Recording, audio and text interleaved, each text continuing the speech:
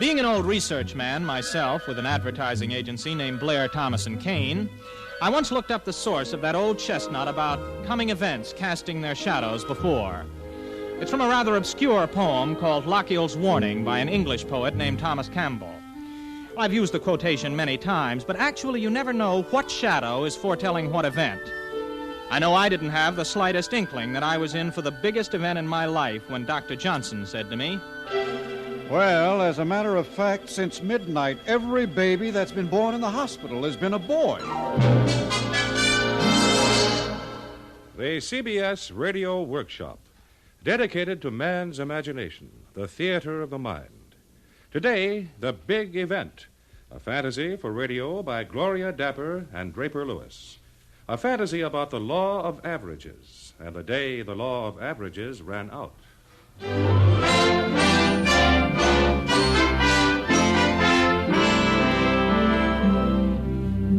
It may seem like ancient history going over that day now, but everyone else has had a chance to tell what happened to them, so why shouldn't I? I was in the waiting room of the maternity ward of a hospital when it all started. There were 4 or 5 other guys sweating it out with me. We'd been there most of the night. It was close to 1:30 in the morning. But it wasn't quiet like it usually is at that time in a hospital. Mr. Blair, my boss, had arrived around 10 to keep me company. At least that was his excuse for bending my ear for 3 solid hours. I kept saying to him, look, Mr. Blair, you don't have to bother waiting with me. It may be hours before anything happens. It's my pleasure, Danny, my complete pleasure. Now, just relax. Old E.C. Blair is quarterbacking this play. There's no reason in the world why we can't improve each shining hour with a little business for Blair, Thomas & King. Well, Mr. Blair, I told you my dad wouldn't be interested in that kind of a deal. If you're interested, Danny, he'll be interested. Well, you don't know him the way I do. He never wants to... Oh, just a minute, Mr. Blair. No, I'm sorry, Mr. Noel. Not yet. Mr. Vance? Yeah, I'm Vance. It's a boy, Mr. Vance. You just follow me. Another boy? Well, what are you going to do? So maybe we'll end up with a basketball team. Calling Dr. Johnson. Dr. Johnson, please. Oh, I wonder what all this excitement's about anyway. I wish Adele were here. Adele? Maggie's mother. She was due in from Europe tonight on the Washington. She said she'd come straight to the hospital. Well, maybe she was held up going through customs or getting a cab from the pier. Danny, look. You don't want to spend the rest of your life in research. You're cut out for bigger things, boy. There's no reason why you couldn't end up being captain of the team. But you've got to get in there and fight. You can't just sit around waiting for Lady Luck to hand you the ball. You make your own luck, boy. You grab that ball and run. And that's all I'm asking you to do. Well, I don't know how I could explain it to him. Oh, well, there's nothing to explain. Just ask your dad to get on the phone with that chain of drugstores he's got and tell him to duck every other headache pill except Banish. Make sure Banish is right there where everyone can see it. And buy it. Get the clerks to push him a little. Just a little push, that's all. Well, what about the new ad campaign on Banish? We'll use that, too. But you need a little something extra riding for you if you want things your way, my boy. If your dad gets Banish started up the field, no one can stop us. Nobody has to wait for the brakes if he's smart, my boy.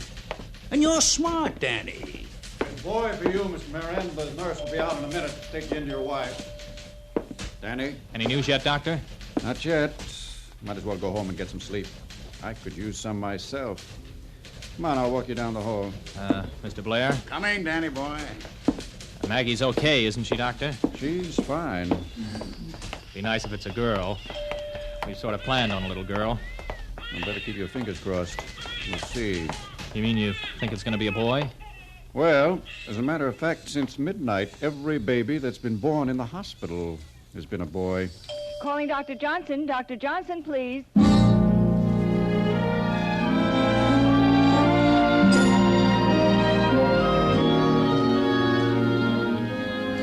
We left the hospital on the Lexington Avenue side. Mr. Blair hailed a cab and offered to drop me off. But just then a second cab pulled over to the curb, and I told him I'd take my own since I was going over to the west side, and he lived east on Sutton Place. As the cab pulled out into the early morning traffic, I kept thinking about what Mr. Blair had told me, the call he wanted me to make to Dad in the morning. And especially I kept thinking about Maggie and the baby and how much easier it would be if we had a little extra dough coming in. I didn't even hear the driver when he said... Funny thing about the traffic tonight, it's all been going the same direction. Was since it really midnight. right to try to twist chance your way? And what would happen if you did? It's all gone west, too. Lucky thing you live on the west side. Now what? I said it's a lucky thing you live on the west side. The traffic's all been going west since midnight. Anything strange about that? No. It's all been going downtown, too. Every place except near Pier 32. Oh, what a mess that is. Pier 32, that's where the Washington docked. Brother, what a mess. You might even call it a riot. Get me over there, fast.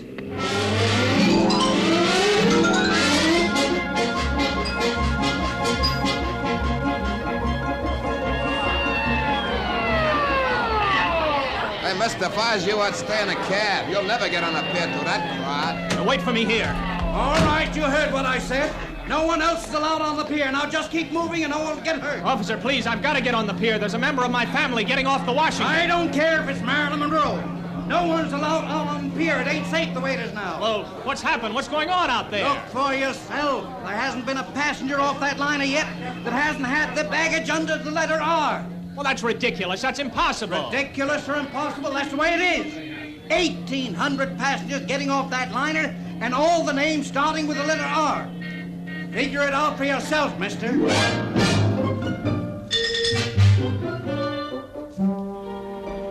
I went home, made a pot of coffee, and sat down to wait. 2 hours later, the front doorbell rang. I opened the door, and Adele said to me, "The next time I marry a man named Robertson, please drag me away from the altar. Oh, where's my bedroom? I'm dead."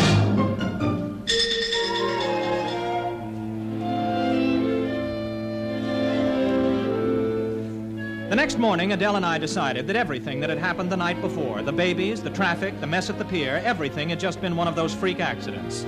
Well, what else could it be? I had done a lot of thinking about more important things.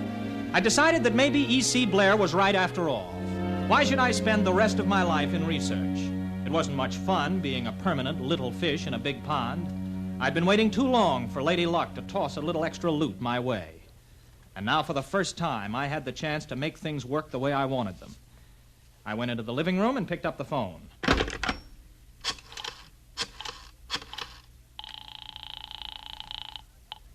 Long distance. I want to make a person-to-person call to Mr. John Nolan, Sunshine Drug Corporation, Chicago. The number is Temple 34573.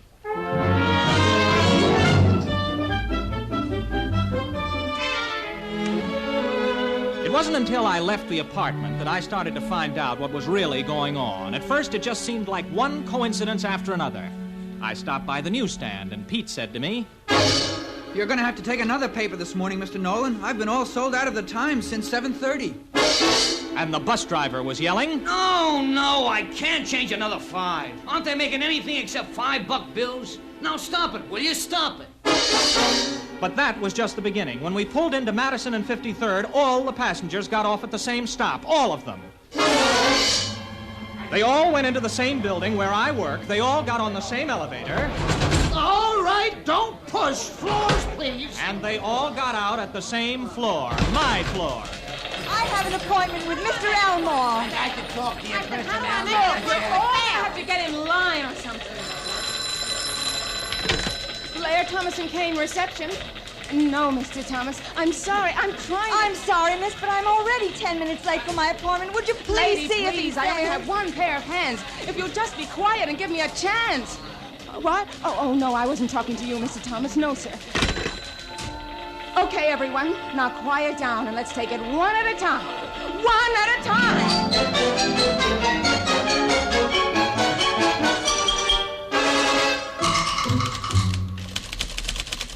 Mr. Nolan. Morning, Elaine. Some madhouse out there. It's getting worse all the time. You know, everything has gone real goofy this morning. Have you noticed anything strange going on besides the riot outside? Oh, I certainly have. The teletypes are coming in by the bushel. Hope we have a profit-sharing bonus this Christmas. Huh? What do you mean? Our sales. They're fantastic in 10 major cities. Every Blair, Thomas & Kane product is suddenly booming. Well, I've been around long enough to see a product catch fire, but 32 of them. Never. Well, let me see those teletypes. Oh, this is incredible. And Banish is right in there with them. Banish is leading the field, as Mr. Blair would put it. Looks like our lucky day, huh? Well, I'm not so sure it's luck. Well, What else is world-shaking? Call Bill Paris about lunch today. I'll do that right away. Funny thing happened out in Jackson Heights this morning. Every dog on our block bit the poor mailman. He was a wreck. Hastings and Cole, good morning. Bill Paris, please. Yeah, well, remind me to tell you what happened on our bus. Hello? Bill, Danny Nolan. Oh, yeah, Danny. Look, I can't make lunch today. I'll be lucky if I ever get anything to eat again. Oh, things jumping at your place, too? Aren't those teletypes the kind you have daydreams about? Nightmares, you mean? You've got a funny sense of humor today. What do you mean? I mean, we're practically wiped out. If this trend doesn't reverse itself in an hour, we'll have to throw in the towel. Oh, Bill, I don't get it. Hey, what sort of practices are you guys using over at your shop? Everything you're handling is turning to gold. The rest of Madison Avenue is getting ready to move to the Bowery. You mean our products are the only ones that are moving? Well, if you call Greased Lightning moving, not a recorded sale in the country for anything except Blair products today. Danny, we have been friends for a long time. You sure there isn't anything under the counter going on over there? Bill, look, I'll call you back. If I'm still here. If not, try Welfare Island. Mr. Blair has just called a special conference. You want it right now in the Lion's Den.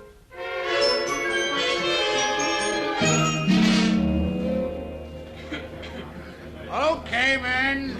Let's get in unison here. Well, I suppose you've noticed the teletypes. I'd say that this is a 14-chart day for Blair Thomas & Kane.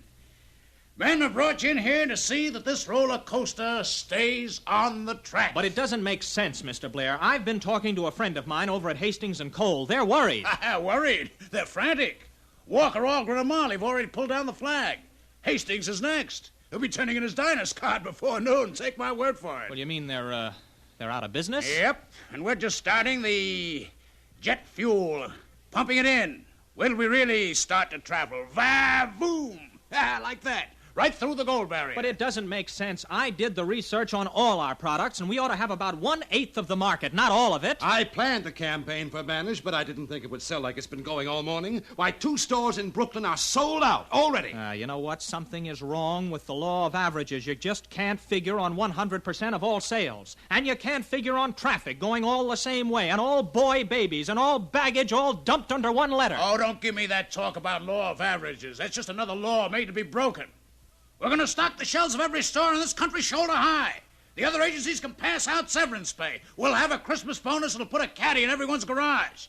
And, Danny, you're in for a very pleasant surprise when you pick up your paycheck on Friday. If you know what I mean.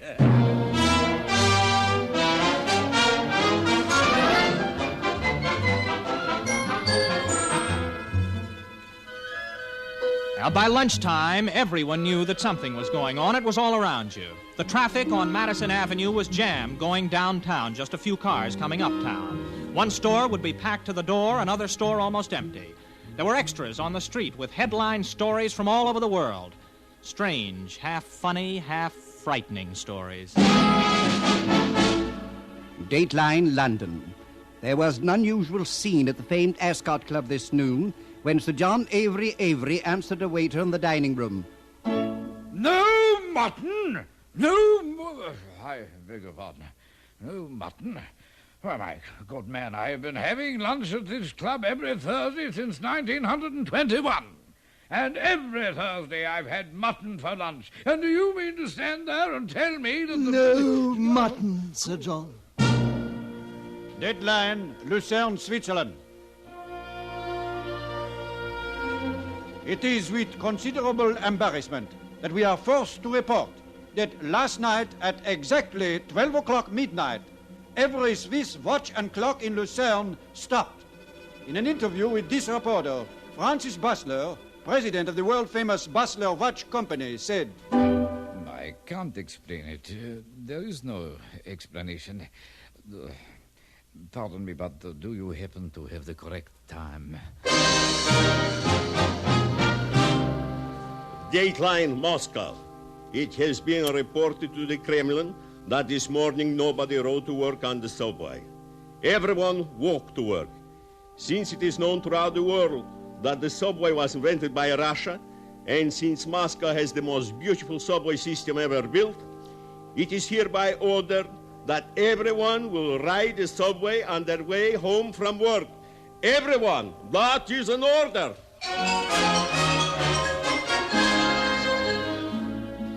I went back to the office after lunch. The place was still spinning like a king-size squirrel cage, and most of the executives were walking around with dollar signs in their eyes. Then I heard a sound which seemed a little out of place in all the money-making merriment, and I saw Elaine dabbing at her eyes and trying not to let me see her face. Well, look, anyone interested in a gray flannel shoulder, it's available at the moment. It's nothing, Mr. Nolan, please. I'm sorry. I'm just being very foolish. A woman's prerogative and privilege. Nothing I can do to help? Not unless you'd like to go down to Washington and blow up the Pentagon. I just got a cable from Jerry. He's my fiancé, stationed in Germany. His Christmas leave has been canceled. We were going to be married. Well, any reason for his leave being canceled? The wire didn't say. It just said, all leaves canceled. Oh, who wants to get married anyhow? I suddenly had a sort of strange feeling in the pit of my stomach. I guess maybe that was the first time I began to feel a little frightened. The world seemed to be slowly sliding off its axis. And all at once I wanted to be with Maggie and Adele, and in my own apartment where I could shut the door and feel reasonably safe.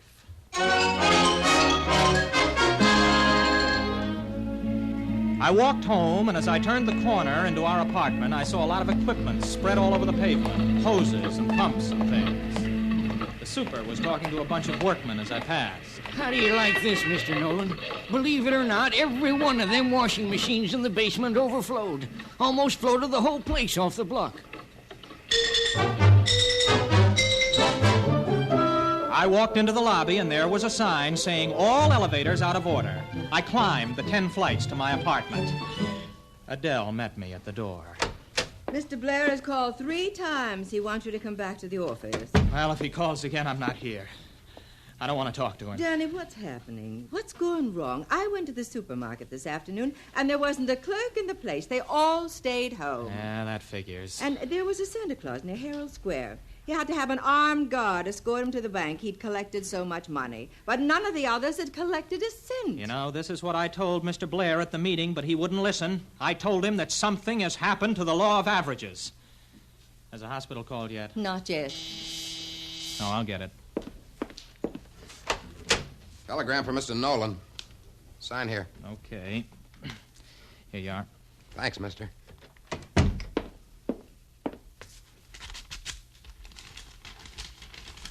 Danny, it isn't about Maggie. Is it? Oh, Danny, what is it?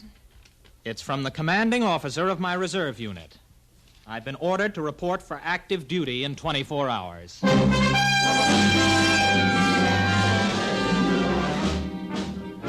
And so, tonight, a special emergency session of the United Nations has been called to deal with the present world crisis. The issues are these. If war should come, the casualties could very easily happen only to one side. Our side or the enemy's. In every country, orders for total mobilization have been issued. By dawn, the world will be an armed camp, waiting. The enemy powers have sent their ultimatum to the United Nations. Surrender or perish. Will we call their bluff, or can we afford to take a chance and oppose them? Tonight's vote will answer that all-important question. So, stay tuned. Well, there's the answer for the telegram, and the reason why Elaine and her soldier in Germany won't be getting married this Christmas. Oh, this is what I've been afraid might happen. All of a sudden, something which is very funny becomes very serious as survival of the fittest. Or the luckiest. Oh, Danny, don't talk like that. Yeah, the day the law of averages ran out. That's what they'll call it in the history books. If there is any history after tomorrow. Well, I hope Maggie and I don't have a boy. Hello? Yes? Danny, it's the hospital.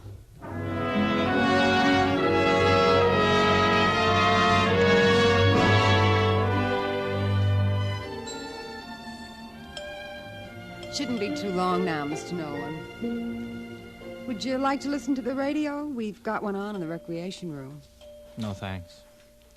It's awful, isn't it? I mean, about the UN. Have they voted yet? No, sir, not yet. Danny, may I see you for a minute? I'll call you as soon as anything happens. About the baby, I mean. Thank you. Well, Mr. Blair? I tried to get you this afternoon. Yeah, I know. I wanted to talk to you, Danny. What for? Break some more laws? Don't you know what's happened? The agency's out of business, Danny. What do you mean? We haven't a single account left. Everything's down the drain. Gone. So, it's happened to you, too. The clients decided they didn't need an agency anymore. With everything selling like wildfire, why have salesmen? Why have advertising? Why radio, TV? Why an agency? They all cancel their contracts. All of them. What do you plan to do? Well, under the circumstances, nothing. I'm going to the Pentagon in the morning, see if they need me. Later, when this is all over, maybe I'll try again. There's a chance of getting a foothold, even in the ad business. You mean you're starting to believe that there is such a thing as chance? Well, sure there is. Well, at least there used to be. But not anymore. It'll come back. How? You're going to make it come back? You didn't want anything to do with it before because it got in your way. And you got me hoping to beat it, too. Now look what's happened. Mr. Nolan? Yes? Doctor told me to tell you that it's a boy. A boy? Yes, sir. What are we going to do, Danny? What's the matter, Danny? You can't have everything you want, you know. Well, yes, Doctor, but... a boy. The other baby's fine, too. First twins we've had all day. A healthy boy and a beautiful, beautiful girl.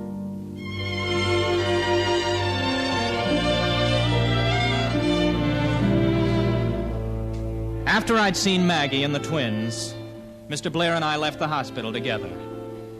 And I can't tell you how good it was to see the traffic running in both directions again on Lexington Avenue. I was even happy when we couldn't get a cab. Mr. Blair walked east, and I started west across town. I really didn't understand everything that had happened, what it meant. 24 hours out of our lives with nothing working right. Why had it happened? Mr. Blair had been so sure of a golden future, so sure you could force your luck, so sure that laws were made to be broken. And now the laws were back again, and things were normal again. Christmas was on its way, singing down from a gray-blue spire of a lonely Madison Avenue church. And then, just for a few moments, I had a glimpse of what it all might have meant. Maybe we can twist fate to get our own way, but we'd better be careful. Where you break a law of nature, you do so at your own peril. And you better hope that the law you've broken remains in force to be broken again. This day was the shadow of what would happen if we all followed separate tracks and denied each other an equal chance. That was the warning of the big event.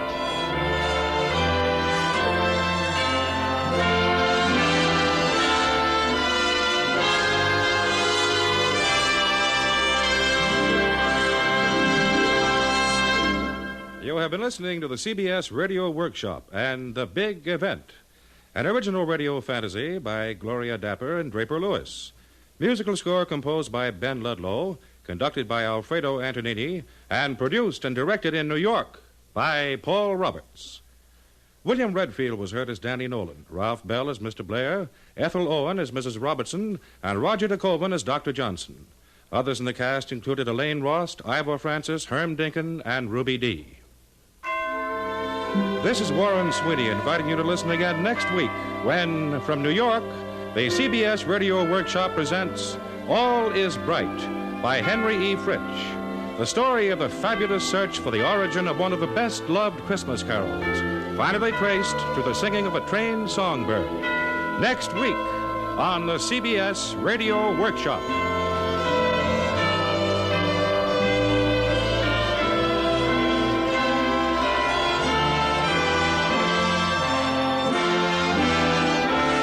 This is the CBS Radio Network.